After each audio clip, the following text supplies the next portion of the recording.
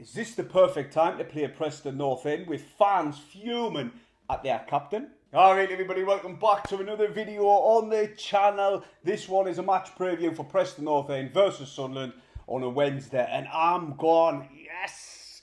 These tickets are like gold dust, but I've managed to get some, and I might be able to get some more in the future as well. So happy days. Also score predictions. Death knell,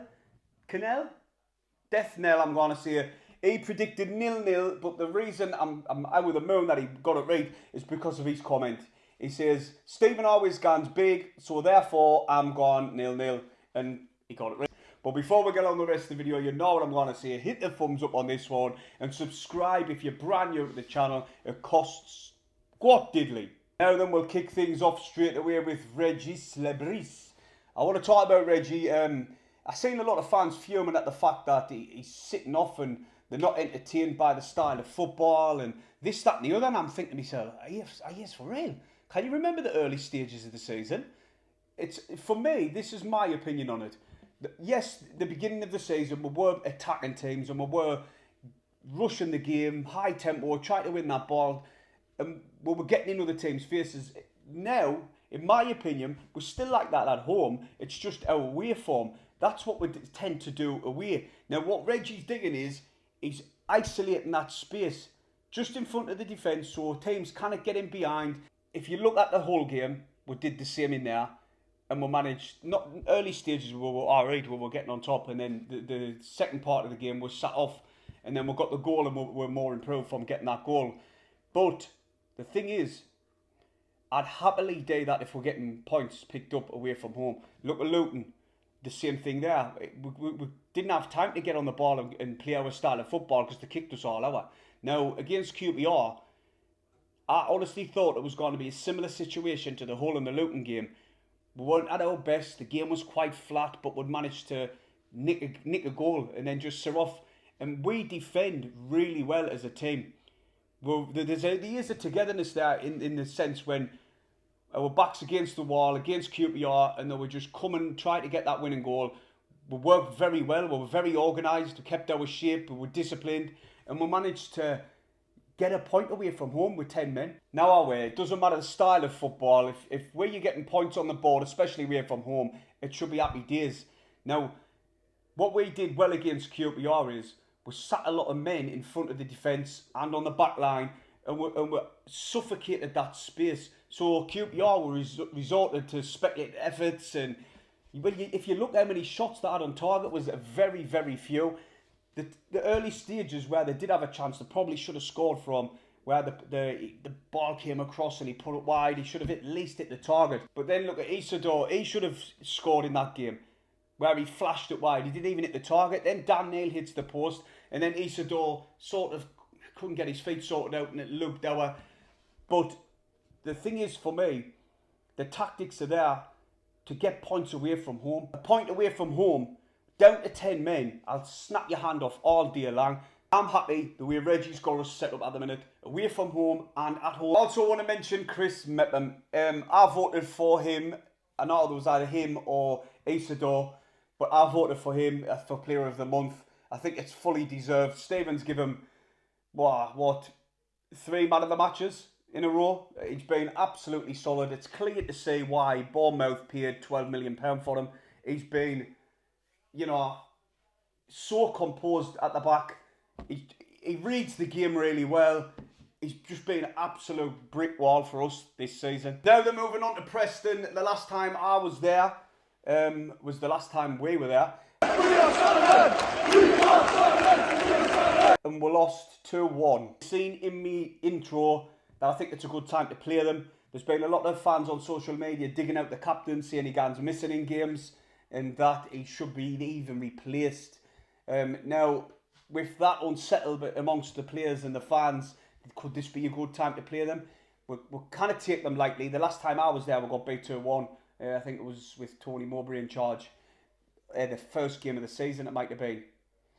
So, yes, on the last game, they did get beat 3-1 off Bristol City, but the home form sees them in 13th. Now, the 3-1, the referees were terrible.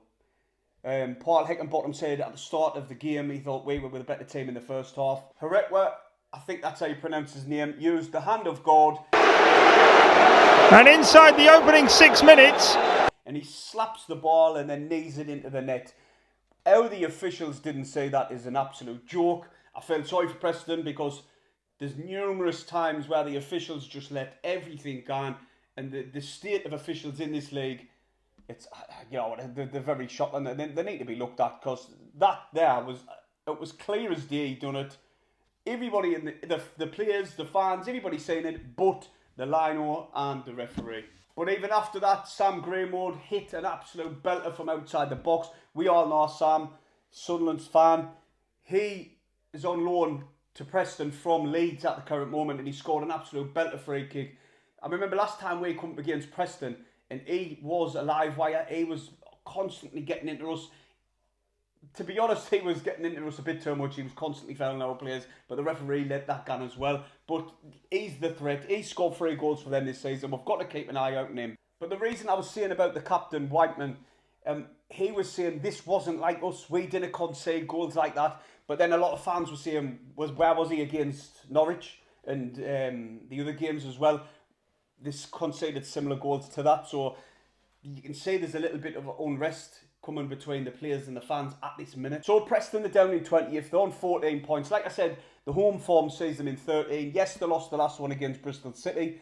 The drew 3-3 with Plymouth. They drew 2-2 with Norwich. They beat Coventry and they drew with Burnley. So there's some really good results in there. We can't take these lightly at all. Will Keane, I remember him scoring against us for North End.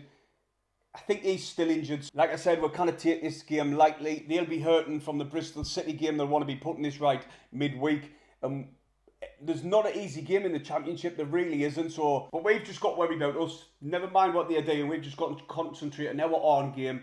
And Sunderland at our best should be coming through this game. Touch wood. Now moving on to Sunderland. Obviously, Job's going to be serving a 3-match ban for his red card, which was a red card. It was. On the live stream, I couldn't see because of the monitor and the angles. When I seen it, it didn't look that bad. But then I seen the other angles, and it did. It was a red card. There's no question about it. Job apologised to the fans as he was walking off the pitch. But if Rig and Job are missing, then Brown comes in. But I think we're going to have to be singing the likes of Alexic. But I wouldn't mind singing him now. Obviously, he's up to match fitness if they're going to put him on the bench. So I think he might come in. If not, then Chris Rigg keeps his spot with Brown coming in. But the rest of the lineup, I'd probably keep the same. Mundle, a great stat about Mundle. He has had the most successful dribbles in this Championship up to now.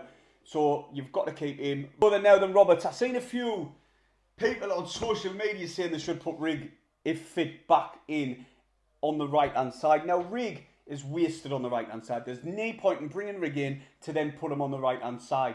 It's not where he plays. It's not what suits him. So for me, definitely not. Roberts is probably one of our best players as well. I'm not going to lie. I like Roberts, I do. On his day, he's unplayable. He was putting some good balls into the box against QPR, but he was getting doubled up on. The back line picks itself. Sirkin, Hume, O'Nien and Metham. It's going to be very hard for Dan Ballard to get back into this team. The goalkeeper situation. Against QPR, I noticed Moore's distribution wasn't any better than Patterson's. It wasn't. He kept kicking it into touch, I'm not going to lie. But other than that, he done what needed to be done. He made a couple of good saves. And he's been really good since Patterson's been injured. Now, do you bring Patterson back in? Then do you bring Patterson back in? His distribution isn't the best, but his shot stopping's top draw.